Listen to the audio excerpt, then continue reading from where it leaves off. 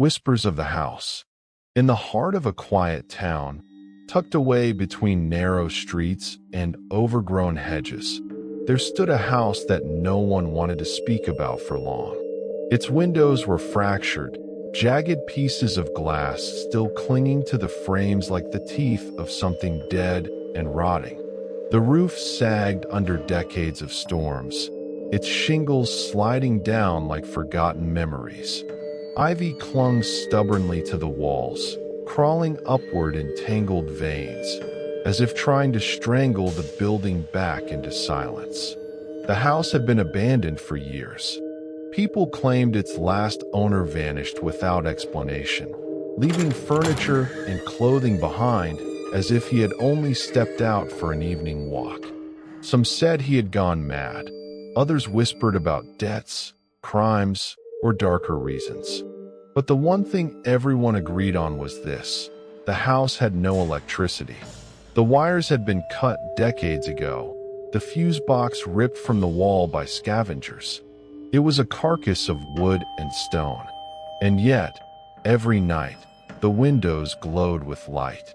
At first it was faint, like the flicker of a single candle carried by an unseen hand. But as the hours crawled deeper into midnight, the glow grew stronger, spilling across the floorboards, illuminating the broken glass, turning the old panes into lanterns. To anyone walking down the street, it looked as though the house had come alive again. Alive and watching. Children made a game of daring each other to pass by after sunset.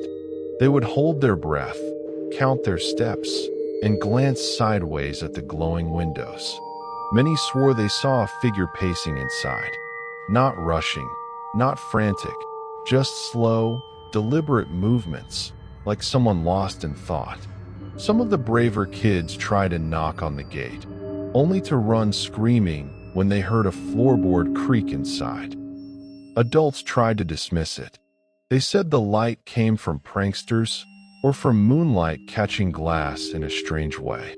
But even they avoided the street at night. Even they could not explain how the figure's shadow moved across the curtains, long arms swaying, a head slightly bowed, as though it carried a weight too heavy for flesh. One man, an old repair worker named Mr. Weaver, had once dared to enter during daylight. He had been hired to assess whether the building could be restored. He never set foot there again. "It wasn't the house that frightened me," he said afterward, his hands trembling as he lit his pipe. "It was the silence inside. Silence so deep, it felt like the house was listening. And when I looked up the stairs, I swear, I saw something waiting for me. Not walking, not quite. More like it was learning how to move." From that day, no workers returned. The building was left to rot, and the town pretended it did not exist. But the house refused to be ignored. Its nightly glow pierced through curtains, drifted across empty streets, and settled in the minds of anyone who happened to glance its way. People moved away. Families changed their evening routes. And slowly, the house became not just a ruin, but a wound in the center of the town, an unhealed scar that whispered every night, "I am not empty." I had lived beside the house for too long, listening to whispers that seemed to grow louder with each passing year. Every story told by neighbors only sharpened the question inside me: what is the light, and who walks inside? Fear turned into obsession. It was no longer enough to stand at a distance, staring at the windows. I needed to know. One evening, as the town settled into its quiet routines, I prepared myself. I took a lantern, matches, and nothing more. No one knew where I was going. Perhaps that was for the best. The gate protested with a shrill groan when I pushed it open. The air inside the yard was colder, as though the walls of the house exhaled a breath that did not belong to this world. Grass had grown tall and wild, brushing against my legs as I crossed the uneven stones leading to the front door. The wood was swollen with age. My hand trembled as I pressed against it, but it opened with surprising ease, as if the house had been waiting for me. Inside, silence. My lantern cast its weak glow across cracked wallpaper and abandoned furniture cloaked in dust. A moth, disturbed by the sudden light, fluttered against my cheek before disappearing into the shadows. The smell of rot clung to everything: damp wood, mold, and something metallic beneath it, faint but sharp. I stepped forward. The floorboards groaned under my weight, sending echoes through the empty rooms. Every sound felt magnified, as though the house itself was listening, measuring me. And then, light. Not mine, not from the lantern I carried, but from above. A bluish glow spilled across the ceiling and dripped down the staircase like water. It pulsed, faint, then strong, then faint again, in a rhythm that reminded me horribly of breathing. I lifted my lantern higher, heart pounding. On the landing above, something moved. A shadow passed across the glow, tall, deliberate, unhurried. I caught only its outline, but it was enough. Someone, or something, was walking the upper floor. Against all reason, I climbed the stairs. Each step creaked. Each breath felt stolen. The glow grew brighter as I neared the top, flooding the hallway with its unnatural hue. Then I saw it. A figure stood in the doorway of the far room. Its posture was familiar, shoulders slightly bent, head tilted just so. My throat tightened. It was not just a shape. It was my shape. It moved when I moved. Slowly, deliberately. I raised my lantern, and its faint glow flickered in answer. I took a step forward, and it did the same, though the timing was just off enough to send ice into my veins. It was not a reflection in glass. There was no mirror. There was only a figure in the room ahead, walking as I walked, carrying light as I carried mine.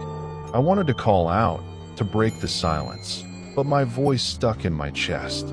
Something inside me whispered, "Do not let it speak. Do not let it answer." The house hummed louder now, the walls vibrating as though they shared a heartbeat. My lantern flickered, its flame shrinking against the overwhelming glow spilling from the figure. I realized then, with a clarity so sharp it cut into my bones, I was not watching a ghost. I was watching an imitation. Something inside that house was learning me. The figure waited for me at the end of the hallway, framed by the unnatural light that leaked from the room like water from a broken dam. For a moment, neither of us moved. My breath came shallow, too loud in the silence, and every heartbeat echoed in my skull like a drum. I forced my legs forward. The glow thickened with each step, pressing against my skin, seeping into my lungs. It did not feel like light anymore. It felt alive, a presence that curled around me, urging me closer. The figure turned. It was my face, pale, hollow, drained of color, as though carved from wax and left too close to a fire. The features sagged slightly, incomplete, but unmistakably mine. Its eyes burned with the same bluish glow, two lanterns sunk deep into a mask of flesh.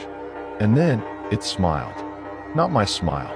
Something stretched wider, crueler, filled with knowledge I should not see reflected in myself. My knees buckled. I dropped the lantern, its flame sputtering against the floorboards, but the figure's glow only grew brighter, swallowing the darkness. It stepped forward. I stumbled back, but it matched me. One step for one step, perfect mimicry. Its arms moved with mine, its breath shallow like mine, though a fraction too late, as though rehearsing what it meant to be human. The room around us seemed to twist, the walls bending, doors multiplying, corridors stretching into impossible lengths. I realized then the truth. The house was not haunted. It was hungry.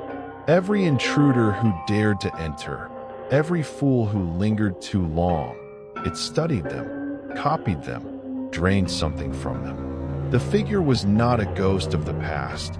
It was a rehearsal for the future. My future. The humming in the walls grew deafening, a rhythm like a heartbeat, but wrong. Too slow, too deep.